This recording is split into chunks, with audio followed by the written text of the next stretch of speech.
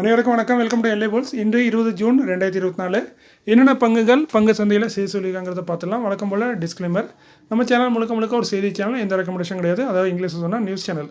ரெக்கமெண்டேஷனுங்கிறது இல்லவே இல்லை, இது முழுக்க செய்தி தான். அதுமாரி நம்ம சொல்கிற செய்திகளில் தவறுகள் இருக்க வாய்ப்பு இருக்குது. அதனால் நீங்கள் கண்டிப்பாக கிராஸ் வெரிஃபை பண்ணுங்கள். உங்கள் செபி அட்வைஸ்ட்ட ஃபைனான்ஷியல் அட்வைஸ்ட்ட அட்வைஸ் கேட்டுட்டு நியூஸ்லாம் கன்ஃபார்ம் பண்ணிவிட்டு உங்கள் முடிவிடுங்க. நான் ஒரு செபி அட்வைஸ்லாம் இல்லை, நான் ஒரு சாதாரண இன்வெஸ்டர். எனக்கு தெரிஞ்ச செய்தியை உங்களோட பகிர்றேன், ஒரு நண்பர்கிட்ட பகிர்ற மாதிரி. ஸோ இது முழுக்க செய்தி பயிர் தான். ஸோ நீங்கள் கண்டிப்பாக கிராஸ் வெரிஃபை பண்ணுங்கள். நம்ம சேனல் டெய்லி பார்த்தீங்கன்னா டெய்லி ஷேர் மார்க்கெட் நடக்குங்கிற நியூஸ் கிடைக்கும். ஸோ பார்க்க விருப்பம் இருந்தீங்கன்னா பாருங்கள், உங்களுக்கு பயனுள்ளதாகவும் இருக்கலாம். ஸோ இதுதான் டிஸ்க்ளைமர், வழக்கமாக சொல்லியாச்சு. வாங்க வீடியோக்குள்ளே போயிடலாம். இன்றைக்கி நம்ம பார்க்கக்கூடிய முதலாவது பங்கு கேசால்ஸ் இந்தியா லிமிடெட். 1168 கரண்ட் ப்ரைஸு, 8 ரூபா டிவிடெண்ட் அறிவிச்சிருந்தாங்க. இன்றைக்கி அறிவிச்சிருக்காங்க. டிவிடெண்ட் பார்த்தீங்கன்னா 0.5% அதிகமாக இருக்குது. இதற்கான ரெக்கார்டேஜ் டேட் வந்து 28 ஜூன் 2024. செக்டார் கம்ப்யூட்டர் சாஃப்ட்வேர் கன்சல்டிங்கில் இருக்காங்க.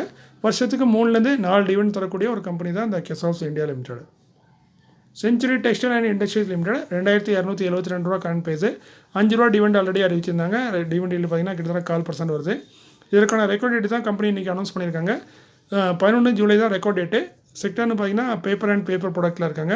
வருஷத்துக்கு ஒரு தடவை டிவிடெண்ட் தராங்க. டேட்டா பேட்டர்ன்ஸ் இந்தியா லிமிடெட் 2942 ரூபா கரண்ட் ப்ரைஸு, 6 ரூபா 50 பைசா டிவிடெண்ட் அறிவிச்சிருந்தாங்க ஆல்ரெடி. அதுக்கான ரெக்கார்ட் டேட் தான் இன்றைக்கி அனௌன்ஸ் பண்ணியிருக்காங்க. 23 ஜூலை தான் ரெக்கார்ட் டேட்டு. செக்டர் பார்த்தீங்கன்னா ஏரோஸ்பேஸ் அண்ட் டிஃபென்ஸில் இருக்காங்க. வருஷத்துக்கு ஒரு தடவை டிவிடெண்ட் தராங்க. மங்களம் குளோபல் என்டர்பிரைசஸ் லிமிடெட் 20 ரூபா கரண்ட் ப்ரைஸு, ஒரு பென்னி ஸ்டாக்கு. டிவிடெண்ட் அறிவிச்சிருக்காங்க. ஒரு பென்னி ஸ்டாக் ரேஞ்சில் தான் அறிவிச்சிருக்காங்க. 2 பைசா டிவிடெண்டாக தராங்க. டிவிடெண்டில் ஒரு பேருக்கான டிவிடெண்ட் தான் மிக குறைவு. இதற்கான ரெக்கார்ட் டேட் பார்த்திங்கன்னா 26 ஜூலை 2024. செக்டர் அதர் அக்ரிகல்ச்சர் ப்ராடக்ட்டில் இருக்காங்க. வருஷத்துக்கு ஒரு தடவை டிவிடெண்ட் தராங்க. பிசிபிஎல் ரயில்வே இன்ஃப்ராஸ்ட்ரக்சர் லிமிடெட் 115 ரூபா கரண்ட் ப்ரைஸு, 70 பைசா டிவிடெண்ட் ஆல்ரெடி அறிவிச்சிருந்தாங்க. டிவிடெண்ட் பார்த்தீங்கன்னா 0.5% வருது. இதற்கான ரெக்கார்ட் டேட் வந்து கம்பெனி இன்றைக்கி அனௌன்ஸ் பண்ணியிருக்காங்க. 19 செப்டம்பர் தான் ரெக்கார்ட் டேட்டு. செக்டர் பார்த்தீங்கன்னா சிவில் கன்ஸ்ட்ரக்ஷனில் இருக்காங்க. வருஷத்துக்கு இவங்களும் ஒரு தடவை டிவிடெண்ட் தராங்கன்னு நினைக்கிறேன். அடுத்து பார்த்தீங்கன்னா பஜாஜ் கன்சியூமர் கேர் லிமிடெட் 262 ரூபா கரண்ட் ப்ரைஸு. பைபேக் அறிவிச்சிருந்தாங்க. ஆல்ரெடி மே மாதமே அறிவிச்சிருந்தாங்க. பட் இன்றைக்கி தான் ரெக்கார்ட் அனௌன்ஸ் பண்ணியிருக்காங்க. பைபேக் பண்ண போகிறது பார்த்தீங்கன்னா 290 ரூபாய்க்கு பைபேக் பண்ணுறாங்க. கரண்ட் ப்ரைஸ் பார்த்தீங்கன்னா 28 ரூபா தான் அதிகமாக இருக்குது. மேபி அந்த பைபேக் அனௌன்ஸ் பண்ண டைமில் வந்து இது கொஞ்சம் வித்தியாசம் அதிகமாக இருந்திருக்கலாம். கிட்டத்தட்ட 57,41,000 ஷேரை பைபேக் பண்ணுறாங்க. இதுக்காக கம்பெனி ஒதுக்கியிருக்க தொகையோட மதிப்புன்னு பார்த்தீங்கன்னா 166 கோடியே 49 லட்சம். இதற்கான ரெக்கார்ட் டேட் தான் கம்பெனி இன்றைக்கி அனௌன்ஸ் பண்ணியிருக்காங்க. 2 ஜூலை தான் ரெக்கார்ட் டேட்டு. நம்ம அது வரைக்கும் ஹோல்ட் பண்ணால் நம்ம அந்த பைபேக்கில் பார்ட்டிசிபேட் பண்ணலாம். செக்டர் வந்து பர்சனல் கேரில் இருக்காங்க. அதுமாதிரி நண்பர் ஒருவர் கேட்டிருந்தார், இந்த மாதிரி பைபேக்கில் நம்ம வச்சுருக்க எல்லா ஷேரையும் வாங்குவாங்கன்னு. கண்டிப்பாக வாங்க மாட்டாங்க. ரேஷோ உண்டு. அந்த ரேஷோ வந்து ரொம்ப கம்மியாக தான் இருக்கும். அது ஒரு கம்பெனிக்கும் மாறுபடும். எல்லா கம்பெனிக்கும் ஒரே மாதிரி இருக்காது. ஸோ அது என்னங்கிறத கம்பெனி இன்னும் 2-3 நாளில் அனௌன்ஸ் பண்ணுவாங்க. அனௌன்ஸ் பண்ணால் வேணால் நான் அப்டேட் பண்ணுறேன். ஸோ அந்த ரேஷோவில் நம்ம ஹோல்ட் பண்ணியிருக்கும் போது தான் அந்த ரேஷோவில் தான் எடுப்பாங்க. பெரும்பாலும் இந்த ரேஷோ வந்து ரொம்ப குறைவாக இருக்கும். 20 ஷேர் 30 ஷேர் வச்சுருந்தா 1 ஷேர் 2 ஷேர் தான் அவங்க பைபேக்கில் எடுப்பாங்க. ஸோ பைபேக்குங்கிறது ஆசைப்பட்ட ஒரு ஸ்டாக் வாங்குறதுங்கிறது அட்வைசபிள் கிடையாது. நீங்கள் ஆல்ரெடி ஹோல்ட் பண்ணிங்கன்னா பைபேக்கில் பார்ட்டிசிபேட் பண்ணுங்கள். உங்கள்கிட்ட இருக்க எல்லா ஸ்டாக்கையும் நீங்கள் அப்ளை பண்ணலாம். அதுக்கு எந்த ரெஸ்ட்ரிக்ஷன் கிடையாது. அவங்க தேவையானதை எடுத்துகிட்டு மீதியை கொடுத்துருவாங்க. ரேஷோவுக்கு அதிகமாகவும் எடுக்கிறதுக்கு வாய்ப்பு அதிகமாக இருக்குது. ஸோ அதனால் நீங்கள் அப்ளை பண்ணுறது எல்லா ஸ்டாக்குமே அப்ளை பண்ணலாம். அந்த ரேஷோ என்னங்கிறது நான் வந்ததுக்கப்புறம் அப்டேட் பண்ணுறேன். ஆர்டெக்ஸ் சொலனிக்ஸ் லிமிடெட் 230 ரூபா கரண்ட் ப்ரைஸு. ஸ்பிட் அறிவிச்சிருக்காங்க 1:2ல். ஃபேஸ் வேல்யூ 10 இருக்கதை 5 மாற்றுறாங்க. 1 ஷேர் 2 ஷேர் ஸ்பிட் ஆகும். போனஸ் அறிவிச்சிருக்காங்க 1:2ல். அதாவது 2 ஷேருக்கு 1 ஷேர் போனஸு. ஸோ நீங்கள் 1 ஷேர் வச்சுருந்தீங்கன்னா ஸ்பிட்டுக்கு அப்புறம் 1 2 மாறும். அந்த 2 ஷேருக்கு 1 ஷேர் போனஸாக கிடைக்கும். ஸோ 1 ஷேர் 3 ஷேராக மாறும். ஸோ ப்ரைஸும் அட்ஜஸ்ட் ஆயிரும். ப்ரைஸ் அட்ஜஸ்ட்மெண்ட் எப்படி நடக்கும்னு பார்த்தீங்கன்னா, எக்ஸ்டேட்டுக்கு ஒரு நாள் முன்னாடி என்ன ப்ரைஸ் இருக்கோ க்ளோசிங் ப்ரைஸோ அதில் தான் அட்ஜஸ்ட் பண்ணுவாங்க. டிவிடெண்டு, போனஸு, ஸ்பிட்டு, இந்த 3க்குமே ப்ரைஸ் அட்ஜஸ்ட்மெண்ட்டுங்கிறது எக்ஸ்டேட்டுக்கு நம்ம நாளைக்கு எக்ஸ்டேட்னா இன்றைக்கி என்ன க்ளோசிங் ப்ரைஸ் இருக்கோ அந்த ப்ரைஸில் தான் அட்ஜஸ்ட் பண்ணுவாங்க. ஸோ அது எக்ஸ்டேட் ரெக்கார்ட் டேட்லாம் இன்னும் வெளியே வரல இந்த கம்பெனிக்கு. கூடிய விரைவில் அதை பற்றி அனௌன்ஸ்மெண்ட் வரும். செக்டர் வந்து ஹெவி எலக்ட்ரிக்கல் எக்யூப்மெண்ட்டில் இருக்காங்க. ஆர்டெக்ஸ் சொலனிக் லிமிடெட். அடுத்து பார்த்தீங்கன்னா worth investment and trading co limited 342 ரூபா கரண்ட் ப்ரைஸு. ஸ்பிட் அறிவிச்சிருந்தாங்க ஆல்ரெடி 1:10ல். ஃபேஸ் வேல்யூ 10 இருக்காத 1 மாற்றுறாங்க. 1 ஷேர் 10 ஷேராக ஸ்பிட் ஆகும். அதற்கான ரெக்கார்டு வந்து 3 ஜூலைன்னு சொல்லியிருக்காங்க. செக்டர் வந்து இன்வெஸ்ட்மெண்ட் கம்பெனியாக இருக்காங்க. Worth investment and trading co limited.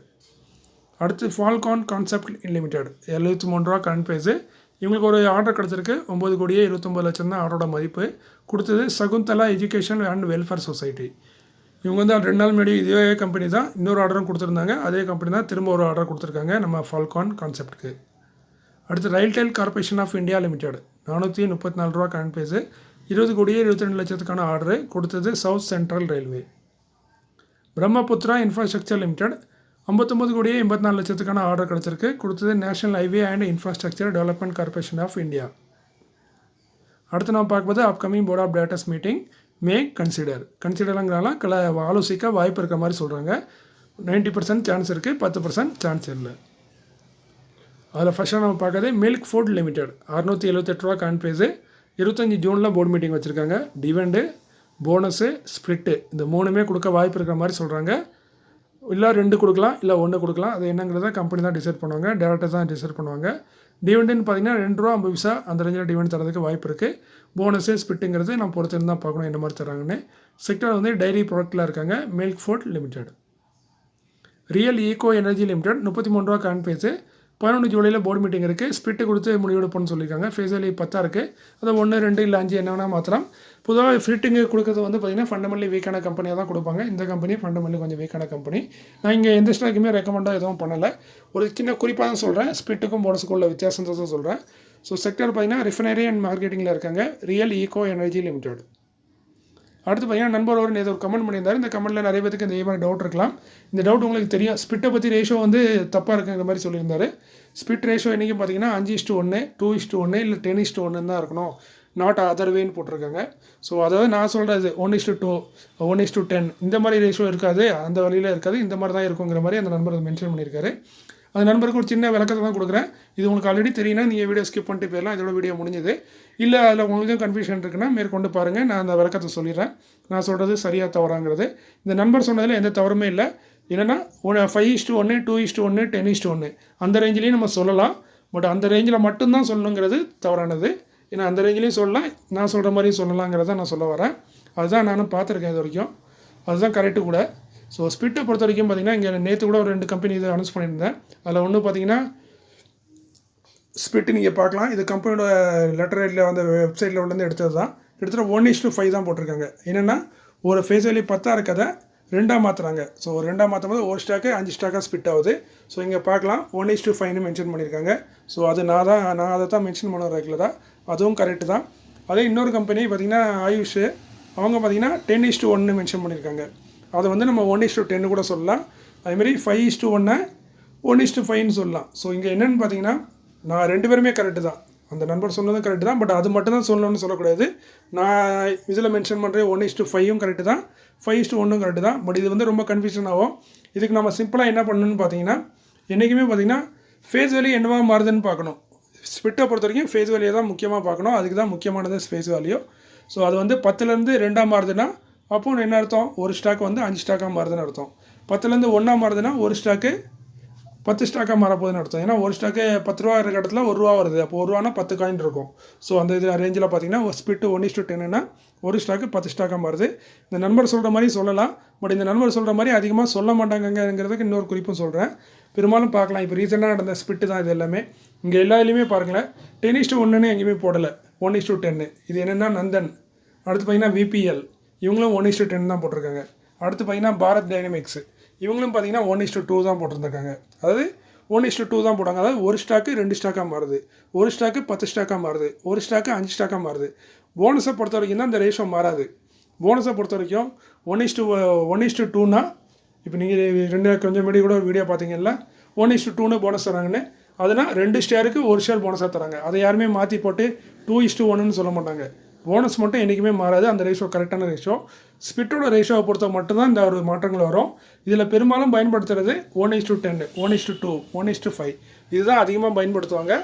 அந்த மாதிரியும் பயன்படுத்தலாம். 10:1 கூட பயன்படுத்தலாம். பட் அது ரொம்ப கம்மியாக பயன்படுத்துவாங்க. ஸோ நீங்கள் இதெல்லாம் கன்ஃபியூஷன்லாம் பண்ணாதீங்க. ஃபேஸ் வேல்யூ என்னவா மாறுது? 10 ரூபா இருக்கிறது 5 ரூபா மாறுது. அப்போ ஒரு ஷேரு 2 ஷேராக மாறுது. இதுதான் சிம்பிள் லாஜிக்கு. ஸோ அந்த நண்பர் சொன்னதும் தப்பு இல்லை, நான் சொன்னதும் தப்பு இல்லை. பட் அந்த நண்பர் நான் சொன்னது தான் கரெக்டு, இந்த நான் சொன்னது கரெக்டு இல்லை, இப்படி சொல்லாதீங்க அப்படின்னு சொன்னது அது மட்டும்தான் கொஞ்சம் வித்தியாசம். மற்றபடி இங்கே யாருமே சரியில்லை, யாருமே தவறு இல்லை. ஸோ எல்லாமே 2 விதத்தில் சொல்லலாம். ஸ்பிட்டை மட்டும் இப்படி சொல்லலாம். போனஸை பொறுத்த வரைக்கும் கரெக்டாக தான் சொல்லணும். அதில் எந்த மாற்றமும் இல்லை. அது 2:1ன்னா ஒரு ஷேருக்கு 2 ஷேர் தராங்கன்னு தான் அர்த்தம். ஸோ அதில் யாரும் மாற்றி சொல்ல மாட்டாங்க. ஸ்பிட்டு மட்டும் தான் இந்த மாதிரி மாறும். கொஞ்சம் அதிகமாக பேசியிருப்பேன்னு நினைக்கிறேன். ஸோ வழக்கம் போல் இந்த பேச வச்சுட்டாங்கன்னா கொஞ்சம் பேசிடுவேன், மன்னிச்சிருங்க. ஸோ இதோட முடிஞ்சது வீடியோ. மீண்டும் ஒரு நல்ல காணொளியில் உங்களை சந்திக்கிறேன். நன்றி, வணக்கம்.